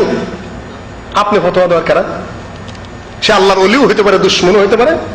উনি ওলি, উনি গাউস, উনি কুতুব। বাংলাদেশের গাউস কে? কে? যার কাছে আশ্রয় প্রার্থনা করা হন তিনি কে? গাউস। তিনি কে? আল্লাহ। আর গাউসুল আজম কে? সবচেয়ে বড় যার কাছে আশ্রয় প্রার্থনা করা হয়, গাউসুল আজম বাবা নূরে আলম ইসমে আজম বাবা তরানেওয়ালা, তিনি হলেন কে? মাইজ ভান্ডারী। আল্লাহর চেয়ে তো বড়। কুফরি আর শিরক কাকে বলে? এই জন্য আমরা পীরবাদ, মুরিদবাদ, এই সকল মিথ্যাবাদ আমরা কোনোদিন বিশ্বাস করি না। এই জন্য বলা হয় এরাও হবে। এই দেশেও পীরবাদ মুরিদবাদ ছিল। আল্লাহ নবীর কবরে তবলা বাজানো হতো, কাওয়ালি গাওয়া হতো। এই কবর প্রচুর ছিল। রিয়াদে যায়েদ ইবনে খাত্তাবের কবরে পূজা করা হতো। শাজারাতুল ফাহাল ছিল, সেই গাছের মধ্যে জড়ায় দিলে তারা কি করতো? মহিলারা সন্তান চাইতো। বাদশা আব্দুল আজিজ রাহিমাহুল্লাহ, ইমাম মুহাম্মদ বিন আব্দুল ওয়াহাব, মুহাম্মদ বিন সৌদ মিলে যে রাষ্ট্রের পতন করেছিলেন, তার উপর ভিত্তি করে ইমাম আব্দুল আজিজ যে রাষ্ট্র প্রতিষ্ঠা করেছিলেন, তার মাধ্যমে কবরগুলো ভেঙে চুরমার করে দেওয়া হয়েছে, শাজারাতুল ফল কেটে দেওয়া হয়েছে। এই জন্য দেশের ক্ষতি হয়েছে না লাভ হয়েছে? আল্লাহর পক্ষ থেকে শুধু বরকত আর বরকত। মাটির নিচে তেল, তারপরে স্বর্ণ, কত কিসের খনি, উপর থেকে বৃষ্টি হচ্ছে, ফসলের দেয় স্বয়ং সম্পূর্ণ হয়ে গেছে। আল্লাহ পাক বলে ওয়ালাউ আন্না আহলাল কুরআ আমানু লা ওয়াত্তাকাউ লা ফাতাহনা আলাইহিম বারাকাতাম মিনাস সামা। নিচের থেকে উপর থেকে শুধু বরকত আর বরকত আসবে। আমি আর আলোচনা বৃদ্ধি করতে চাই না। এটা হলো আহলুল হাদিসদের সংক্ষিপ্ত পরিচয়। আপনারা যা খুশি তা মন্তব্য করতে পারেন। দেশের বুকে সম্প্রতি রাজনৈতিক পরিচয় আহলে হাদিসদের এবং জেহাদি পরিচয় আগের থেকে অত দূর আমরা টানবো না। যারা সত্যের, আরেকটা কথা বলেছি 5 মিনিটই গোটায় নিয়ে আসবে ইনশাআল্লাহ। অসত্যের মোকাবেলায় যারা চিরজীবন দাঁড়িয়ে থাকে, ইমাম আহমদ ইবনে হাম্বলের যুগে সব মৌলবীরা এক হয়ে গেল কিসের উপরে? এই কোরআন কি সৃষ্ট, কোরআন মাখলুক। মামুনুর রশিদ যারা এই কথা বলবে, মামুনুর রশিদ বাচ্চা তাদেরকে পুরস্কার দেয়, আর যারা না করবে তাদেরকে খালি পিটায়। পুরস্কারের লোভে আর পিটারের ভয়ে সব হুজুররা মামুনুর রশিদের পক্ষে চলে ইজমা করে ফেলল। বিরুদ্ধে দাঁড়ায় থাকলেন কে? ইমাম আহমদ ইবনে হাম্বল একা দাঁড়িয়ে থাকলেন, আরেকজন সঙ্গে সব। তার প্রতিদান কি পেলেন তিনি? 3 সরকার আমলে জেল খাটতে হলো, এবং জেলখানায় তাকে চাবুকও মারা হতো। প্রতিবাদ মুখর অন্যায়ের বিরুদ্ধে এবং শরীয়তি এবং আকীদার বিরুদ্ধে। ইমাম ইবনে তাইমিয়া রাহিমাহুল্লাহ সুফিবাদ, শিরক, বিদআত এবং মুযহাবী সংকীর্ণতায় যখন হাদিস মানতে চায় না, যার যার মুযহাব নিয়ে কঠিন অবস্থানে শাইখুল ইসলাম ইবনে তাইমিয়া তার বিরুদ্ধে কথা বললেন। কয়বার জেল খাটতে হলো? 8 বার তাকে জেল খাটতে হলো, 1 বার না 2 বার না। শাইখ আহমদ সেরহন্দি যার নামে মুজাদ্দিদের তরিকা বানাইছেন, হুদা বেদাতি তরিকা। শাইখ আহমদ সেরহন্দির যে মাকতুবাত আমি নিজে পড়েছি, বেদাতের বিরুদ্ধে তিনি কঠিন খড়গহস্ত ছিলেন। আকবরের সিজদা তাজমির বিরুদ্ধে করলেন, মিলাদের বিরুদ্ধে করলেন, সংকীর্ণ মাযহাববাদের বিরুদ্ধে করলেন। আকবরের রোশানলে পড়ে গেলেন। আকবর বলতো সালাম বদলাই দিয়ে হিন্দু মুসলিম খ্রিস্টান সব মিলে একটা ধর্ম বানাইলেন, দ্বীনে ইলাহি। শাইখ আহমদ সেরহন্দি তার প্রতিবাদ করলেন, বলিষ্ঠভাবে প্রতিবাদ করলেন। আকবর সালামের বদলে সৃষ্টি করলো আল্লাহু আকবার, বলবে যে দেখা হবে সে, আর যাকে দেওয়া হবে সে বলবে জাল্লা জালালহু, কারণ আকবরের নাম হলো জালালউদ্দিন আকবর। আচ্ছা, আর সিজদা তাজমি সালাম দেওয়ার পর আপনাদের দেশে কত মুসি করে না? নতুন জামাই যদি শ্বশুর শাশুড়ি পায়ে না নেয়, জামাইয়ের বেয়াদবি শেষ নাই। আরে ভাই বেদাত, কোন ক্ষেত্রে এটা শিরক, তাই না? ওইটা চালু করে দিল আকবর। শাইখ আহমদ সেরহন্দি তার বিরোধিতা করলেন। তারপরে ডাকাইলেন আকবর, শাইখ আহমদ সেরহন্দিকে আসতে হবে তোমাকে দরবারে। মাথা নিচে আবার করবা না, গেটটা নিচা করে দিছে যাতে ঢোকা সে মাথা নত করতে বাধ্য হয়। শাইখ আহমদ সেরহন্দি মুজাদ্দিদ আল ফিসানি বুঝতে পারলেন, তিনি হাঁটু বাঁকা করে ঘাড় সোজা করে ভিতরে ঢুকলেন। গোয়ালিয়রের জেলে বন্দী করে রাখা হলো বহুদিন, দীর্ঘদিন। শাইখ আহমদ সেরহন্দিকে প্রতি যুগে যুগে যারা প্রতিবাদ করেন না, আপোষ করে না, তারা আহলুল হাদিস। বুঝতে জানে না, তারা পারে না। বর্তমান যুগে বাংলাদেশের প্রেক্ষাপটে খুব দ্রুত চলে আসে যখন হক না হকের পার্থক্য বোঝা মুশকিল, যখন কোনটা সহি কোনটা খালি হেকমতের নামে চলছে। 2 দিন আগে শহীদ মিনার শিরক ছিল, বেদাত ছিল, আজকে সুন্নত না হলেও মুবাহ হয়ে গেছে, কেউ আর কথা বলে না। 2 দিন আগে শিখা ও নির্মাণের বিরুদ্ধে কি বলিষ্ঠ কণ্ঠে আমাদের বক্তাদের বক্তব্য, সিংহ নিনাদে গর্জে উঠলেন। আজকে তারা ইঁদুর হয়ে গেছেন, বিড়াল হয়ে গেছেন। 2 দিন আগে মহিলা নেতৃত্বের বিরুদ্ধে কি জোশালো বলিষ্ঠ বক্তব্য, আজকে সেটা সুন্নতে রূপান্তরিত হয়ে গেছে। ডাইনে মুফতি সাহেব, বামে শায়েখ সাহেব, পিছনে আমির সাহেব, মাঝখানে একজন বেপর্দা মহিলা নেতৃত্বের উপরে ইজমায়ে উম্মত হয়ে গেল। এখন সেখান যদি আহলে হাদিসরা বলে মহিলা নেতৃত্ব তো কোরআন সুন্নাহ জায়েজ না, বলতো ইজমার খেলাফ করতেছে, ইজমায়ে উম্মতের খেলাফ হয়ে গেল। আমি বলি না শিরক বেদাত বলি না, যিনি নির্বাচিত হয়েছেন, দেশের সরকার হয়েছেন, যতদিন তিনি আছেন তাকে শাসন চালিয়ে দিতে হবে। নামানো যাবে না, তাকে বিদ্রোহ করা যাবে না, মহিলা হইলেও না, ফাঁসিক হলেও নামানো যাবে না, তার শাসনকাল পুরা করতে দিতে হবে। এটা কিন্তু আহলে সুন্নাহ ওয়াল জামাতের আকীদা। কিন্তু বিরোধিতা করতে হবে, এটা জায়েজ না এটা বলেই যেতে হবে। জায়েজ না বলতে হবে, প্রতিবাদ করতে হবে, টেনিওর পুরা করতে দিতে হবে, সন্তোষ প্রকাশ করা যাবে না। এইটাই হাদিসের কথা, সহিহ মুসলিমের হাদিস, যে তাদের পছন্দ করবে, অপছন্দ করবে, যে নীরব থাকবে সে আত্মরক্ষা করবে, যে প্রতিবাদ করবে সে মুক্তি পাবে। ইল্লা মান রাদিয়া ওয়া তাবা, যে সন্তোষ প্রকাশ করবে এবং আনুগত্য করবে তার জন্য কিয়ামতের দিন খারাপই আছে। আমরা দাঁড়িয়ে আছি, কিন্তু বিদ্রোহ করা আহলুস সুন্নাত ওয়াল জামাতের আকীদা নয়, আগেও নয়, কখনো নয়। বিদ্রোহ করা যাবে না, কিন্তু সন্তোষ প্রকাশ করা যাবে না। যেটা যা হক সেটা আপনাকে বলেই যেতে হবে। এটাই আহলুস সুন্নাত ওয়াল জামাতের আকীদা, এবং তার উপরে আহলে হাদিসরা এখনো পর্যন্ত টিকে আছে, ওয়ালিল্লাহিল হামদ। কারোর সাথে মিশে নেই।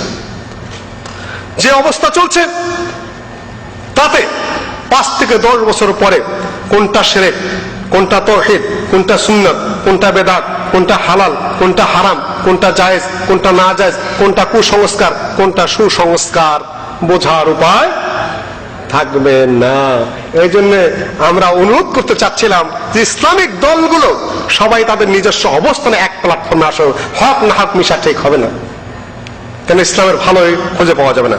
এই মুহূর্তে বাংলাদেশে সৃষ্টি হলো বোমাবাজি। এই মুহূর্তে বাংলাদেশে বোমাবাজির সৃষ্টি হলো 1998 সাল থেকে। কিছু সংখ্যক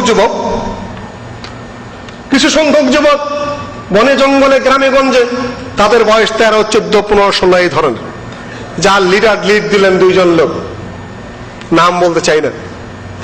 তারা আহলে হাদিসের কোন লিডার নন, কোনদিন তাদেরকে কোথাও বক্তব্য দিতে দেখা যায় নাই। তারা কোনো আলেম নন, শায়েখ বানানো হয়েছে এমনি, তেমন কোনো লেখাপড়াও না। তার শিশুকালের চরিত্র ইসলামের উপর ইসলামের প্রতিপাদ্য তিনি নন। দেশে গিয়া করতেন ধানের ব্যবসা, দেশে গিয়া করতেন সারের কারবার ব্যবসা, কোনোদিন প্ল্যাটফর্মে ছিলেন না। হঠাৎ করে সেই লোক মুজাহিদিনের বিরাট লিডার হয়ে গেলেন। আরেকজন বাংলা টিউশনি করতেন, সেখান থেকে তিনি সেই ভাই হয়ে গেলেন। 2 জন সারা বিশ্বের প্রখ্যাত মুজাহিদ নেতা হয়ে গেলেন এবং সারা বিশ্বে নাম করা লোক হয়ে গেলেন হঠাৎ করে।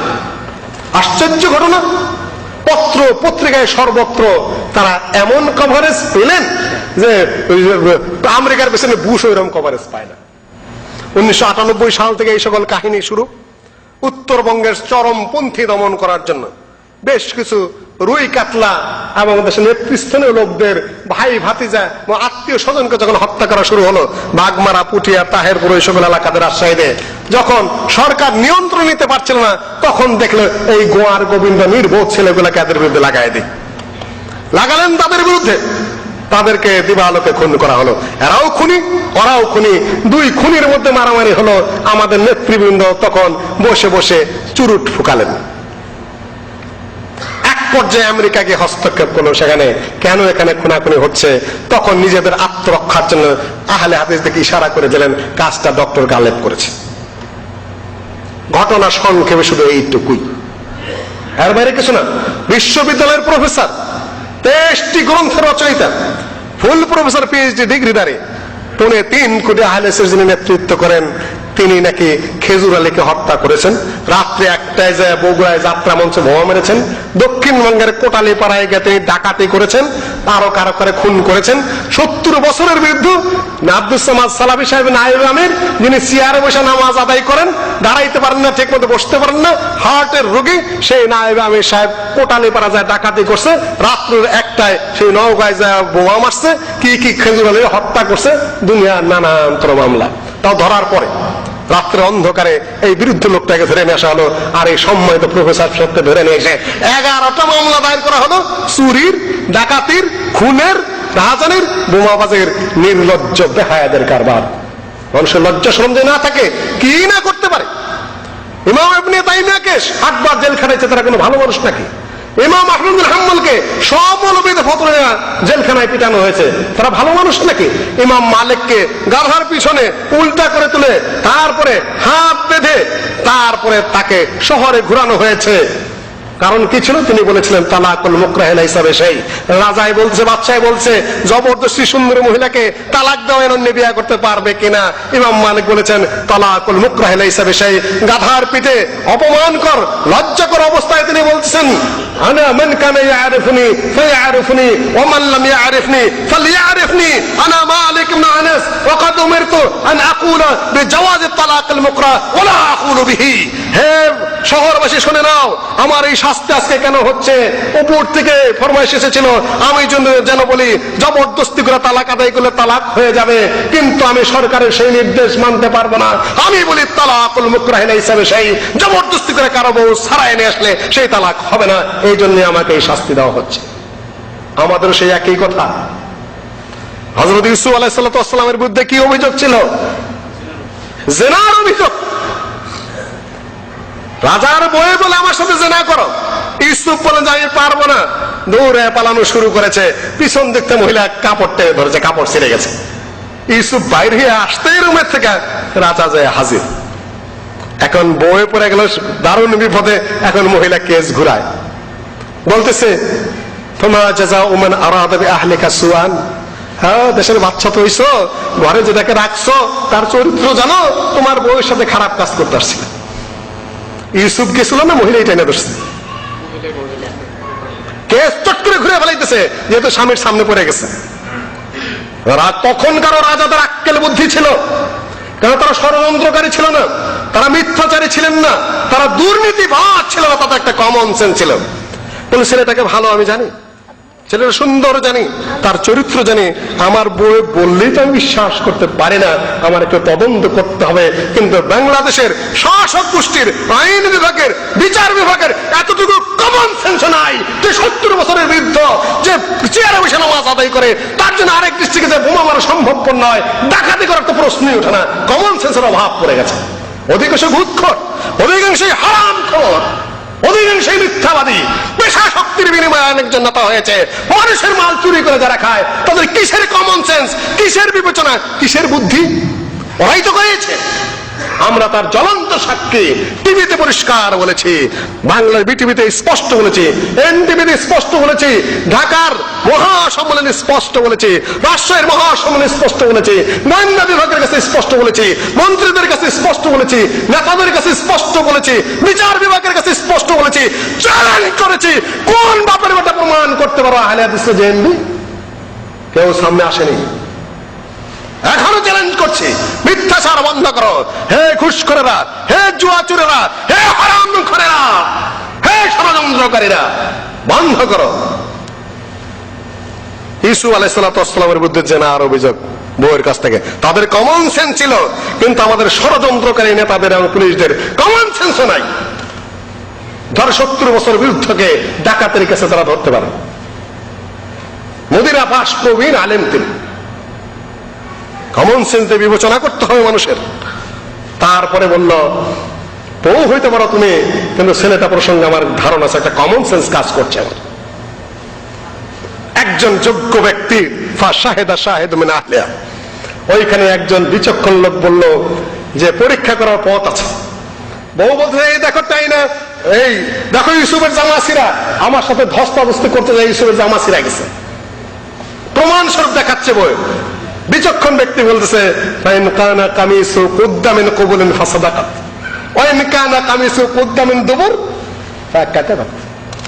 আপনি পরীক্ষা করে দেখুন ইউসুফের জামা সম্মুখ দিয়ে ছিঁড়া না পিছন দিক দিয়ে ছিঁড়া। সম্মুখ দিকে যদি ছিঁড়া হয় তাহলে ইউসুফের সাথে সামনাসামনি ধস্তাধস্তি হয়েছে, রাইট, ইউসুফের মধ্যে কেস দাঁড় করানো যাবে। কিন্তু জামার পিছন দিক দিয়ে ছিঁড়া হয় কিন্তু ধস্তাধস্তি করতে জানে, পলাইতে চেষ্টা করেছে। ফালাম্মা রাআ কামিসাহু কুদ্দা মিন দুবুর, রাজা এসে দেখে যে ইউসুফের তো পিছনে জামা ছিঁড়া। তখন বলছে এই মহিলা শোনো, ইস্তাগফিরি লিযামবিক, অন্যায় তুমি আমার বউ হয়ে করেছো। ইউসুফকে আরিদান হাজা, কোথাও বলা বলি করো না, দোষ আমার বউ, তোমার বিরুদ্ধে মিথ্যা অভিযোগ দিয়েছে। আর বউকে বলল ইস্তাগফিরি লিযামবিক, পাপ তুমি করেছো, তওবা করো। ইন্নাকি কুনতি মিনাল খাতিন, তুমি এবং তুমি হলা পাপী। কমন সেন্স তাদের কাজ করেছে, কিন্তু আমাদের বিবেচনা শক্তি নাই। বিশ্ববিদ্যালয়ের প্রফেসর 70 বছরের বিরুদ্ধে ডাকাতি মামলা, চুরির মামলা, খুনের মামলা দিয়ে দিতে পারে, অথচ নায়ক কারা আমরা স্পষ্ট জানি। চ্যালেঞ্জ করেছে, আমাদের কোনো লুকাছাপা নেই। কয়জনে জানতে চান, কোথায় জানতে চান, স্পষ্ট বলে দেব। এই কথাও বলেছি যে কয়জন যে এমপি আছে দেশে, বাচ্চা বাচ্চা পোলাপান 8, 10, 15, 16 বছরের বয়স আহলে হাদিস যুব সংঘ যে পরিমাণ আছে, আমরা আহলে হাদিস আন্দোলন যে পরিমাণ কর্মী আছে, সরকার যদি খালি আমাদের শেল্টার দেয়, ব্যাংকের গর্ত তাইলে গলা ধরে আমরা বের করে আনতে সক্ষম। কিন্তু তারা অস্ত্রবাজি করবে আর আমাদের বিরুদ্ধে মামলা ঠুকে জেলে ঢুকাবেন, ওগুলাকে নিয়ন্ত্রণ করবে কে? আমরা জানি, আমরা চিনি। আপনারা তো খুব খেল দেখালেন সিলেটে, উপর থেকে ফুটা করেন, এরকম করেন, সেরকম করেন, বাইরে আসেন। স্পষ্ট ভাবে বললাম, অত খেল দেখানোর তো কোনো প্রয়োজন নাই। খেল তো আমরা জানি, আমাদের সমাজের কিছু ছেলেপেলেকে পয়সা ভাগিয়ে নেওয়া হয়েছে, এত খেলের তো কোনো প্রয়োজন নাই। আমরা জীবনের ঝুঁকি নিয়ে তাদের মোকাবেলা করতে প্রস্তুত। কয়জন আছে, কয়শো আছে, কয়টা বোমা মারতে পারবে? পাবলিকের সামনে 3.5 কোটি আলোচনার সামনে 2-4 হাজার পোলাপান কয়তে থাপড়েই শেষ করতে পারতাম আমরা। এখন কোথায় জেএমবির খেলা? 5-6 জন ধরছে, আর তো শেষ গেল কোথায়? এত শক্তি, এত পাওয়ার, এত কিছু উল্টাপাল্টা কিছু বোমাবাজি করে কোথায় কিছু হয়? যেখানে বিমান বাহিনী আছে, যেখানে নৌবাহিনী আছে, যেখানে পদাতিক বাহিনী আছে, যেখানে বিডিআর আছে, যেখানে আনসার বাহিনী আছে, যেখানে পুলিশ আছে, যেখানে র্যাব আছে, মাত্র কয়েকটা জেএমবি দেশে কি করবে? 14 কোটি মানুষের যেখানে কোনো সমর্থন নাই, নিয়ন্ত্রণ আগে করা হয় নাই, ষড়যন্ত্রে খেল খেলা হয়েছিল। ওয়া মাকারু ওয়া মাকারাল্লাহ ওয়াল্লাহু খায়রুল মাকিরিন। পেছাইতেছেন দেশে, নিজেরা পেইচা গেছেন। এগুলা করতে হয় না। দেশ ও জাতির স্বাধীনতা সার্বভৌমত্বের দিকে খেয়াল রাখতে হয়, দেশের শান্তি অশান্তির দিকে খেয়াল রাখতে হয়। হাদিসে এসেছে যে শেষ জমানায় একদল যুবক আসবে, হুদা সাউল আসনান সুফাহাউল আহলাম ইয়াকুলুনা মিন খায়রি কালামিল বারিয়া ইয়ামরুকুনা মিনাদ-দ্বীন কামা ইয়ামরুকুস সাহমু মিনার রামিয়া। একদল যুবক আসবে, তারা বুদ্ধি শুদ্ধির দিকে অপদার্থ, বয়স হবে তাদের কম, একেবারে খুব ভালো ভালো বিরাট জিহাদ করো, কেতাল করো, খালি মারো আর পিটাও, সুন্দর সুন্দর কথা বলবে। ইয়ামরুকুনা মিনাদ-দ্বীন কামা ইয়ামরুকুস সাহমু মিনার রামিয়া। দিন থেকে এমন হয়ে বেরিয়ে যাবে সজোরে নিক্ষিপ্ত তীর যেমন মানুষকে ভেতরে বেরিয়ে যায়, ওই তীরের আগায় কোনো রক্তের গন্ধ পাওয়া যায় না। দিন থেকে এমন হয়ে বেরিয়ে যাবে, দিনের কোনো গন্ধ সেখানে পাওয়া যাবে না। কোন আলেম জেএমবি সমর্থন করে নাই, কোন পণ্ডিত আর সমর্থন করে নাই, কয়েকটা ফালতু ছেলে পেলেই করেছে। পুনরায় যেন এই কাহিনী আর না ঘটে, এই জন্য আল্লাহর কাছে দোয়া করি, প্রতিটা সরকারের কাছে আমরা আহ্বান জানাই, আর আমাদেরকে আহলে হাদিসদেরকে সমাজগুলোকে এইভাবে যেন ফাঁসানোর কোনো ষড়যন্ত্র করা না হয়।